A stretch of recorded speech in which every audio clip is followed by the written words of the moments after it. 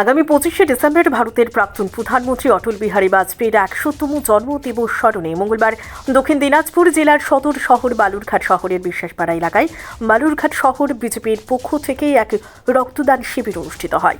উক্ত রক্তদান শিবিরে উপস্থিত ছিলেন ভারত সরকারের উত্তর পূর্বাঞ্চল উন্নয়ন এবং শিক্ষা মন্ত্রকের প্রতিমন্ত্রী ও রাজ্য বিজেপি সভাপতি তথা বালুরঘাট লোকসভা কেন্দ্রের সাংসদ ডক্টর সুকান্ত মজুমদার, দক্ষিণ দিনাজপুর জেলা বিজেপি সভাপতি স্বরূপ চৌধুরী সহ অন্যান্য বিজেপি নেতৃত্ব বালুরঘাট শহরের প্রায় শতাধিক রক্তদাতা রক্তদান করেন। অন্যদিকে সুকান্ত মজুমদার উপস্থিত রক্তদাতাদের সাথে সৌজন্য বিনিময় করেন। রক্তদান মুহূর্তদান এ কথাকে পাথেয় করে সকল রক্তদাতাদের উপস্থিতি ছিল লক্ষণীয়। Bureau report, crime press Bengal news.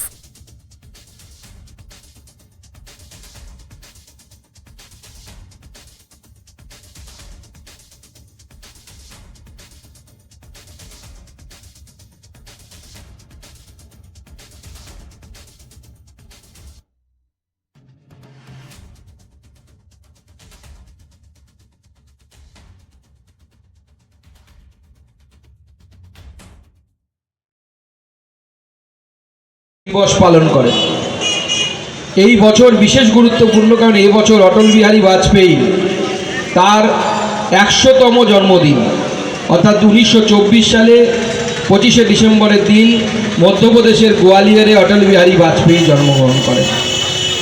Atal Bihari Vajpayee তারপর থেকে বিভিন্ন সামাজিক সংগঠনে কাজ করার পর, পড়াশুনো কমপ্লিট করার পর নিজের জীবন সম্পূর্ণরূপে রাষ্ট্রের জন্য সমর্পিত করেন এবং সংসার না করে, চাকরি বাকরি না করে রাষ্ট্রের জন্য, দেশের জন্য নিজের জীবনকে সমর্পণ করেন।